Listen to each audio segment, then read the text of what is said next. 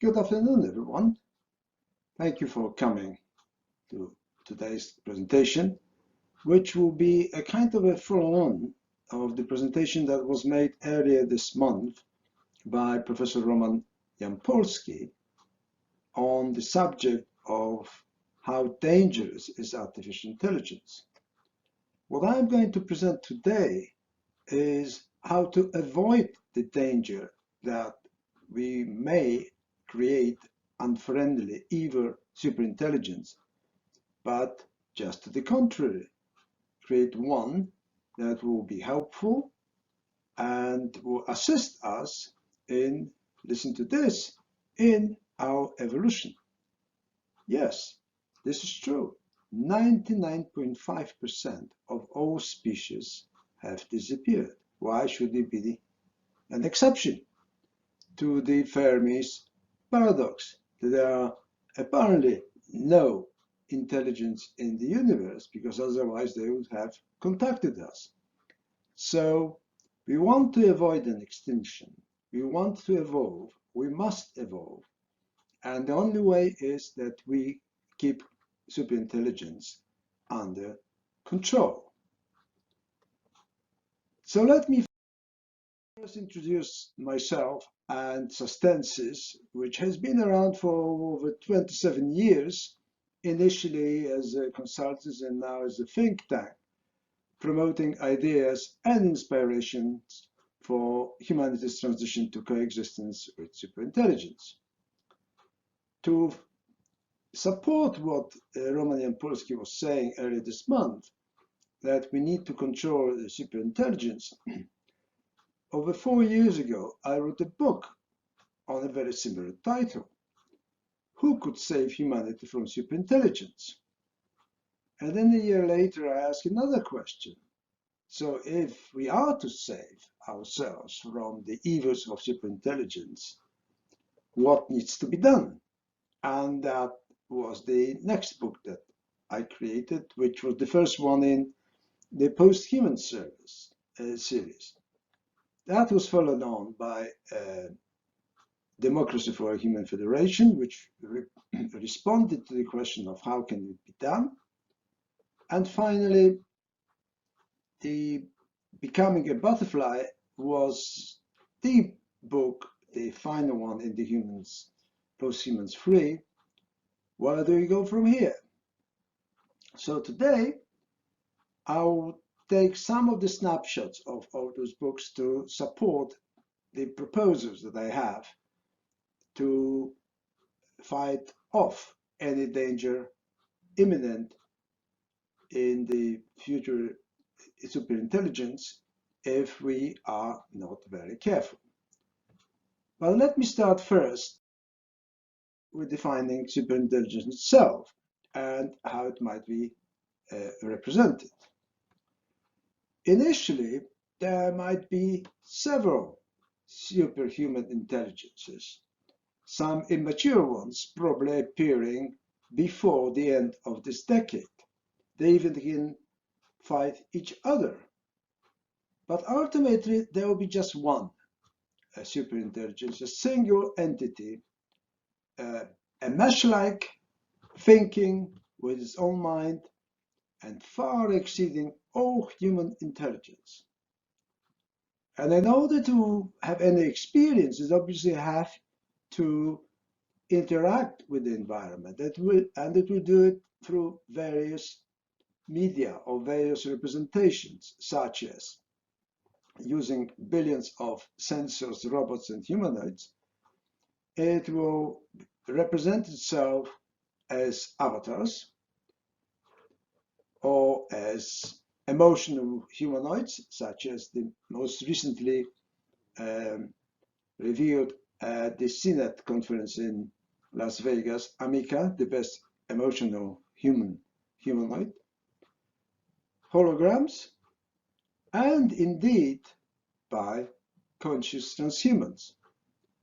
And this is precisely the key subject of this presentation. This is the way, as I will try to convince you, to take control of a superintelligence.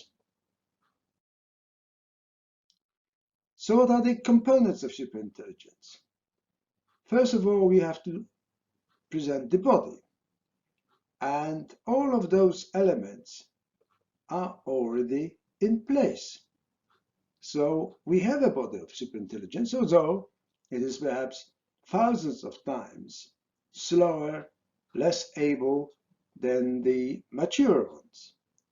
What we do not have is its mind as a single entity, because to have it, we would need to create somehow, or it will create for itself, cognition that will be merged with the intelligence, and finally it can become, hopefully or supposedly, a conscious entity. You may wonder, by when could superintelligence mature and when it could arrive? There is an agreement among many experts, futurists, saying that immature superintelligence can occur by 2030. Even then, if it is uncontrolled, it might destroy us. Russell Stewart, in his recently published book, Humanoid Compatible, say that if we want to survive, and he is talking about existential risks of human extinction, then by 2030, we must have a global AI control in place. Ray Kurzweil, perhaps one of the most known futurists, say that mature superintelligence will emerge by 2030. And in 1995, there was the first kind of counter-conference that perhaps very critically said about that date, saying that it won't be here for another 200 years. But now, at the conference of AI specialists around 2019, the common agreement was that superintelligence may appear around 2060. So this is just a difference of 15 years. My view is that it will be here by around 2050. And if it is a bad superintelligence, it indeed may destroy us, or directly or indirectly.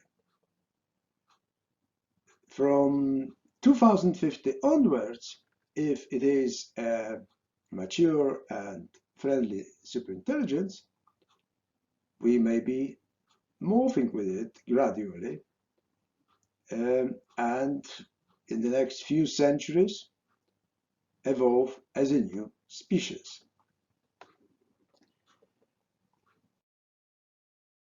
Roman Jan Polsky was talking about the danger of superintelligence, and I'm just illustrating those that may emerge if we do not have a full control over it. But then you may ask a question how we might control superintelligence to create a friendly one. I believe there are a number of options to do that. I split the implementation of those options in two periods. The first one is the period ending at 2030, which is a kind of a threshold or a tipping point of our control over artificial intelligence. It is highly likely that irrespective of what we do and however we control it using the current methods, by 2030 we may lose control over artificial intelligence, at least to a large degree. So from 2030, we may be dealing with a maturing superintelligence that will be controlling us. So the first option is, as you probably yourself arrive at this conclusion that we do nothing. It's highly likely. So there will be no global AI control. So humans will be under total control of superintelligence, which may lead to an early human species extinction.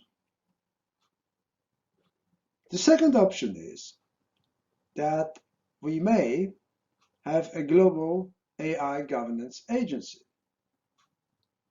And that agency would take care of superintelligence or emerging superintelligence by roughly 2030. From then on, we wouldn't have a control over AI, at least not a full control. And then the consequence of that is that there will be some risk, perhaps a high risk, of a potential of human species extinction by incidentally creating an unfriendly human superintelligence. So I would call this option the early loss of control over AI, which may lead to human species extinction if evil superintelligence emerges.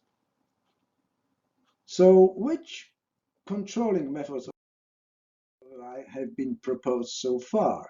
I don't want to go into details because Nick Bostrom has done it very well in his seminal book, Superintelligence. Among many methods, he has concentrated on the capability control methods. And again, if you want to know what they are, you can look into the book. Recently, Stuart Russell was adding to a number, there are dozens of capability control methods, in one more, suggesting, I would call it the uncertainty method, that AI should act as a last resort on very significant decisions on our preferences rather than on do's and don'ts. Unfortunately, none of these methods gives any certainty of a full control of artificial intelligence. So, what options do we have? Assuming that we proceed with the global AI control somehow, that there is an agency that will be able to implement that, the question is how it could be done. And I presented in my recent book, Becoming a Butterfly, a kind of a maturing framework where all those controls are applied simultaneously, starting with instilling agreed universal values of humanity as AI ethics code. That would be followed by nurturing AI as a child in the real environment. And if you look around, this is progressively happening. There are some good things happening in the area of AI control right now as we speak, irrespective of government initiatives. The top AI developing companies are doing precisely this. And then the third one is collecting AI experiences in human preferences.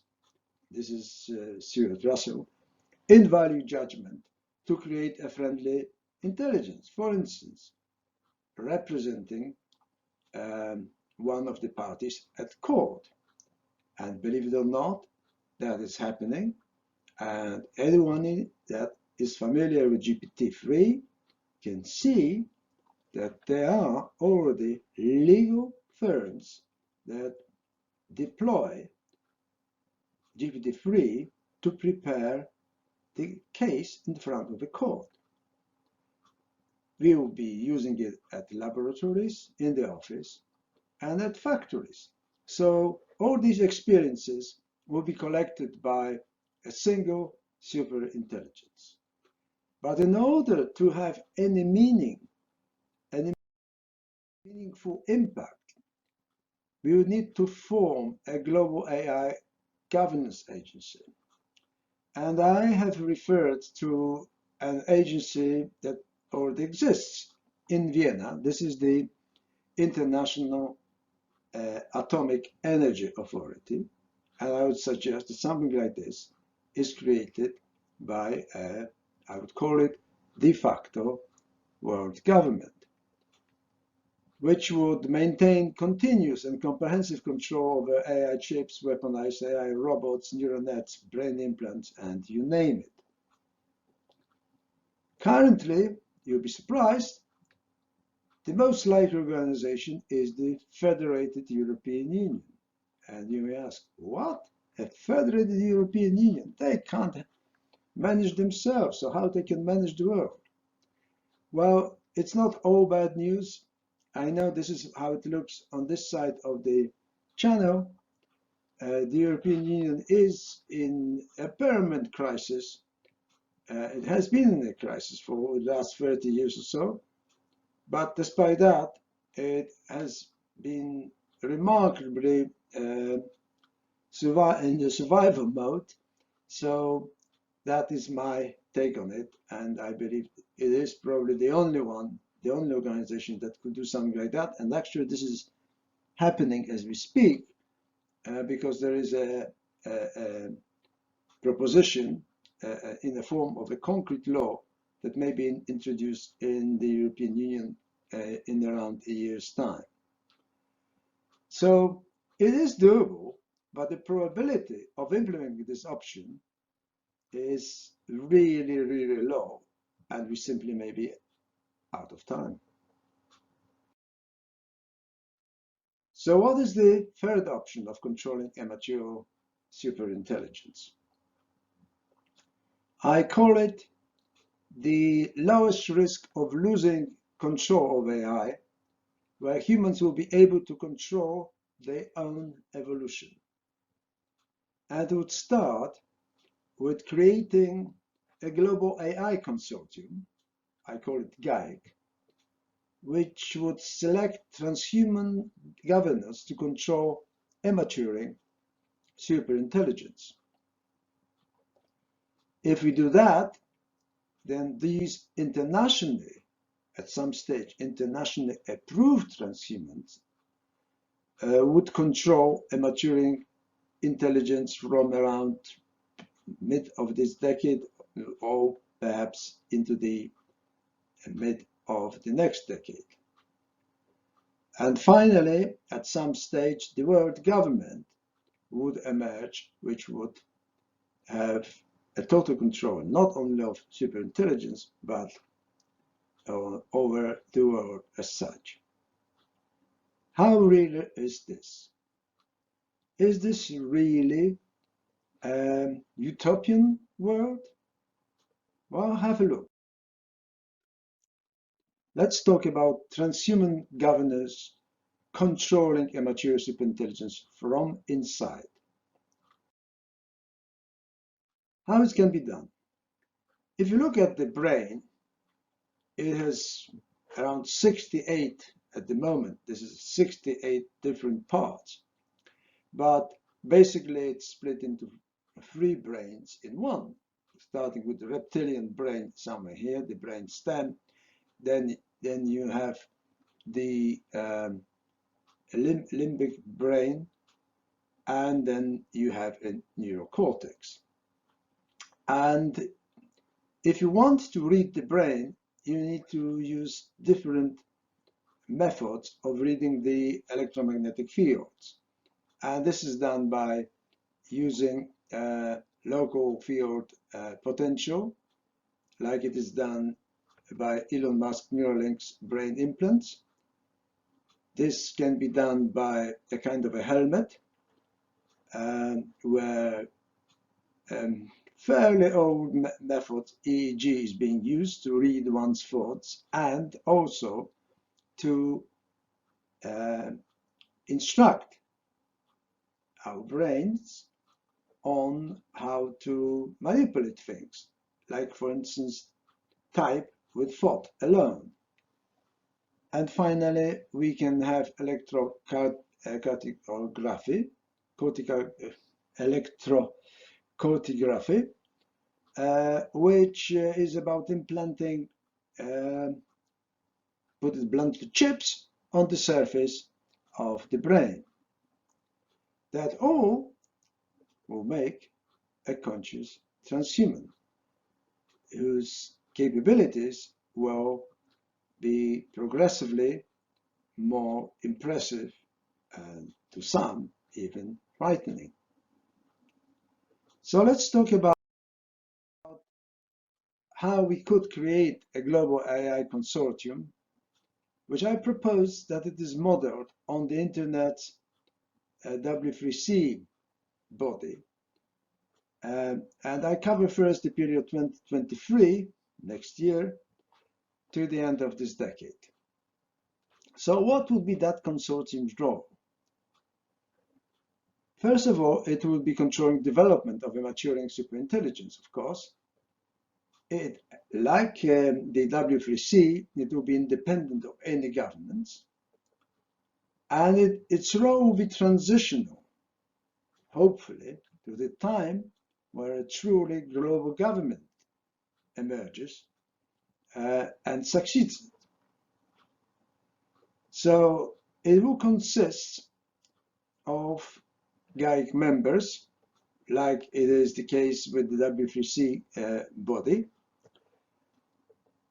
which will select a GAIC committee, which in turn will approve the key AI research companies. There are around a dozen at the moment, but there are 50 at the latest count, which may emerge as really the leading companies in the field, although at the moment they are not. So these companies will propose transhuman governors, the top scientists, or people that are at the threshold on developing latest artificial intelligence capabilities.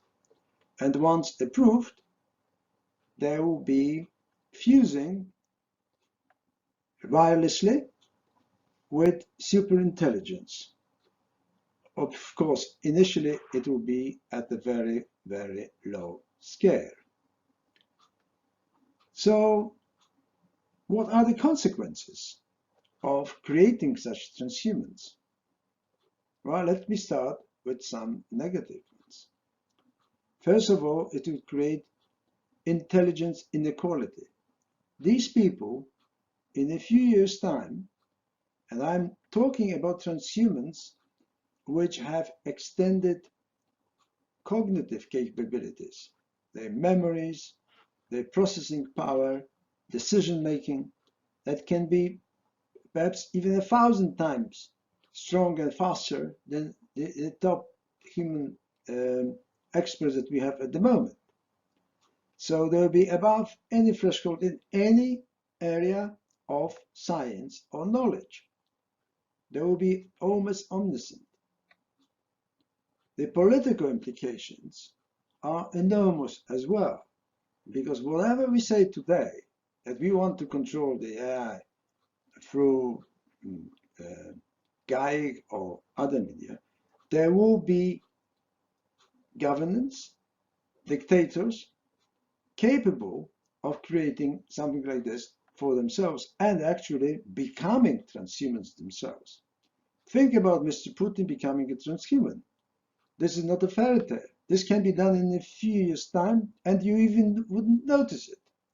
So when they come to a negotiation with Biden or Boris Johnson, there will be no match. So just imagine this. So these are potentially negative sides. However, there are plenty of positive sides. The first one is, and that's the reason why we're talking about it, that it would control the maturing superintelligence from inside regarding its most important decision. In the long term, it will enable us to achieve unimaginable benefits the world of abundance. And thirdly, we simply have no better option than using this pathway. So what happens then? Once we reach 2030, and in the previous method, we will lose the control of AI. Here, we still maintain control over the maturing superintelligence. But by that time, it is quite possible that we may have a de facto, what I call human federation or world government.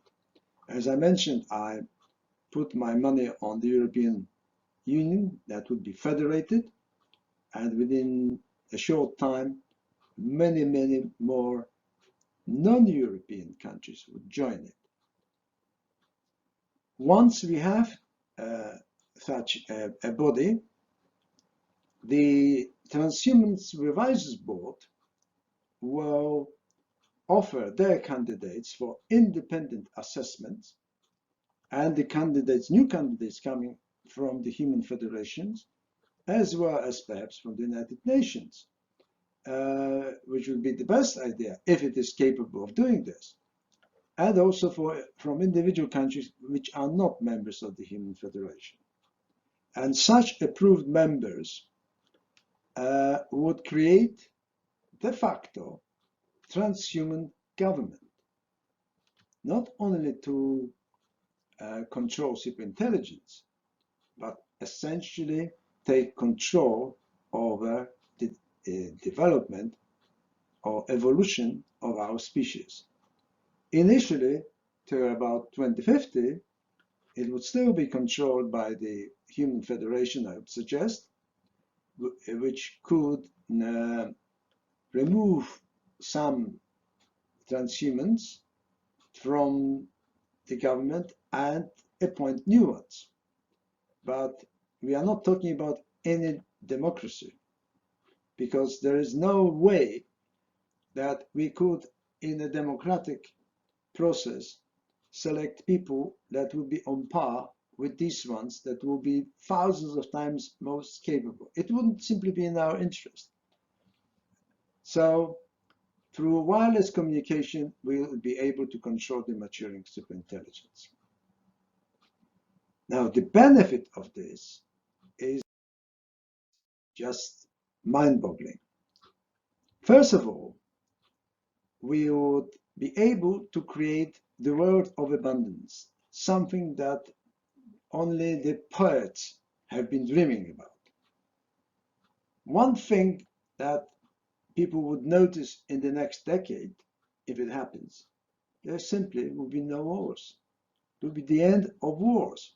Imagine this, how much more wealth we will be creating when we are not concerned about wars, and where our only evil will be the climate change and the control of the superintelligence to make sure that it stays with us and works for us, and in the end, we might morph with it.